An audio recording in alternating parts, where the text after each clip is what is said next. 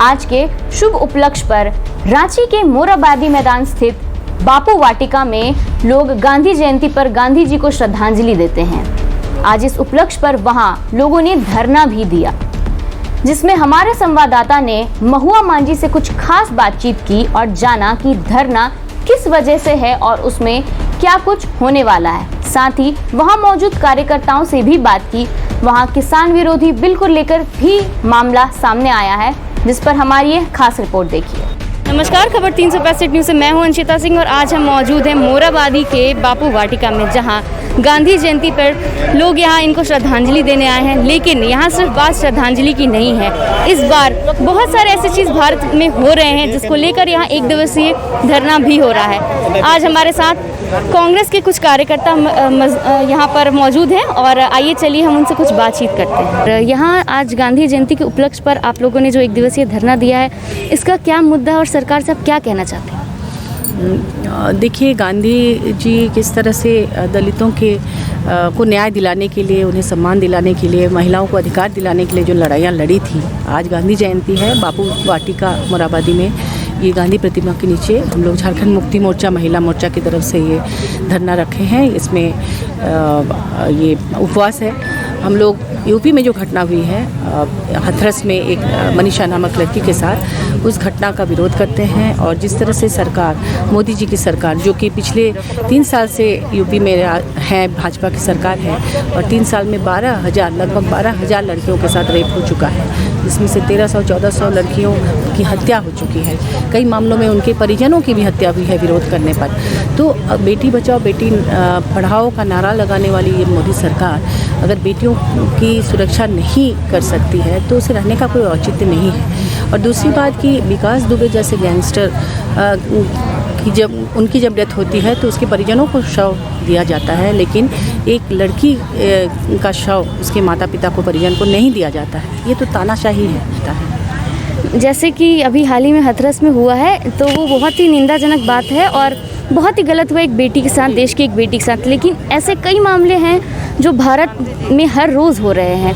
हर रोज़ कई लड़कियों के साथ ऐसा हो रहा है, उनकी जानें जा रही हैं, बलात्कार हो रहा है। इस पर आप कोई नए नियम की मांग करती हैं? क्या कुछ आप नया चाहती हैं इस नए भारत में? देखिए, कड़ी से कड़ी सज़ा मिलनी चाहिए। असल में हमारा कानून बहुत, उसमें जो प्रक्रिया है कानूनी इतनी लंबी चलती हैं कि जो दोषी है वो छूट जाते हैं। तो इसको सख्त होना होगा, तुरंत उन्हें सज़ा मिलनी चाहिए और ऐसी सज़ा मिलनी चाहिए ताकि आगे वो कोई इस तरह की घटना को अंजाम देने के लिए। हम लोग झारखंड राज्य के मज़दूरों को लॉकडाउन लगने के समय से ही जो उन लोग के साथ उत्पीड़ित है, कष्ट है, पीड़ा है, जो बेरोजगार हो गए हैं लोग, बाहर से जितने भी मजदूर हैं आए हैं, सरकार ने अभी तक उनकी रोजी रोटी का साधन की व्यवस्था करने में सक्षम नहीं है। इस कार्यक्रम को करने के लिए सरकार को कदम से कदम आगे बढ़ा के करना। झारखंड प्रदेश का वाइस चेयरमैन हूँ, इस नाते मैं ये झारखंड की हेमंत सरकार से ये कहना चाहूँगा कि जो प्रवासी मजदूरों को लेकर के आज जो बेरोजगारी का आलम है,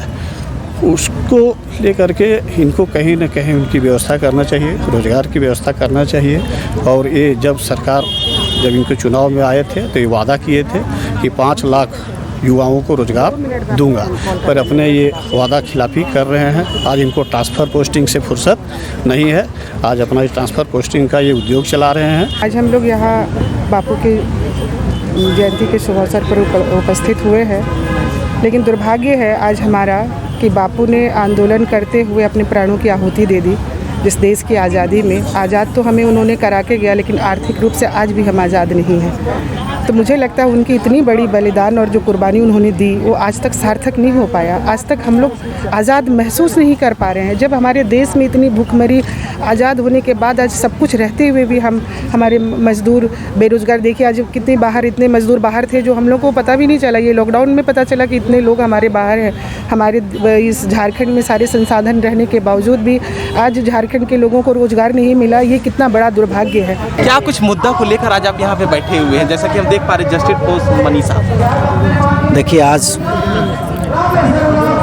जब सभी जगह से हार जाते हैं तब ऊपर सुप्रीम कोर्ट पहुंचते हैं। उसी तरह से सभी जगह से हम लोग हार चुके हैं, न्याय नहीं मिला है अभी तक। 14 तारीख से लेकर के अभी तक जब मनीषा को न्याय नहीं मिला, तब हम लोग आज सुप्रीमो, जिनको बापूजी हम लोग बोलते हैं, बापूजी के पास आज हम लोग आकर के एक दिन का, हमारे झारखंड मुक्ति मोर्चा की बहनें आज एक दिन का उपवास रखी हैं उसके न्याय के लिए, कि उनके मनीषा के जो आरोपी हैं, माने बलात्कारी हैं, जिसको कहेंगे बलात्कारी हैं, उनको अविलंब फांसी न हो जाए और साथ ही योगी सरकार को अविलंब बर्खास्त ना किया जाए, अविलंब बर्खास्त किया जाए, उसको लेकर के आज हम लोग यहाँ उपवास में बैठे हैं। देखा हमारे साथ यहाँ पे पार्टी के कुछ कार्यकर्तागण थे जिन्होंने बताया कि हाथरस कांड में जो बलात्कार हुई है उसको लेकर विभिन्न बातें बताने की कोशिश की है। अब हम सभी को देखना है कि इसकी जो न्याय है कब तक मिल पाती है। तो आज हम गांधी जी और लाल बहादुर शास्त्री के जन्म दिवस पर गांधी वाटिका, बापू वाटिका आए थे। यहाँ लोगों ने क्या कुछ कहा उनके जन्मदिन के उपलक्ष्य पर हमने आपको दिखाया। हमने ये देखा कि यहाँ लोगों का कहना है कि यहाँ के जो मजदूर हैं वो आर्थिक तंगी में हैं। यहाँ बहुत आर्थिक तंगी है झारखंड में, जहाँ लोगों को रोज़गार नहीं मिल रहा है, जो कि यहाँ की सरकार का मेन मकसद होना चाहिए, अहम मुद्दा होना चाहिए। खबर 365 न्यूज़ के लिए मोराबादी से सुशांत सोनी के साथ मैं अंशिता सिंह। तो आज हमारे साथ मौजूद थी महुआ मांझी जी और उनके साथ कई महिला कार्यकर्ता भी, जो कि वहाँ धरना प्रदर्शन कर रही थी। एक दिवसीय धरना प्रदर्शन था उनका, जो बलात्कार के खिलाफ था। हमारे देश में बढ़ते बलात्कार के मामले को देखकर हर राज्य की महिलाएं सुरक्षा चाहती हैं, जिसको लेकर हर जगह कई प्रदर्शन और कई हड़ताल किए जा रहे हैं। उसमें से आज हमने आपको रांची के मोराबादी स्थित हो रहे एक दिवसीय धरना के बारे में दिखाया। अपडेट खबरों को देखने के लिए देखते रहें खबर 365 न्यूज। साथ ही लाइक, शेयर और सब्सक्राइब करना ना भूलें।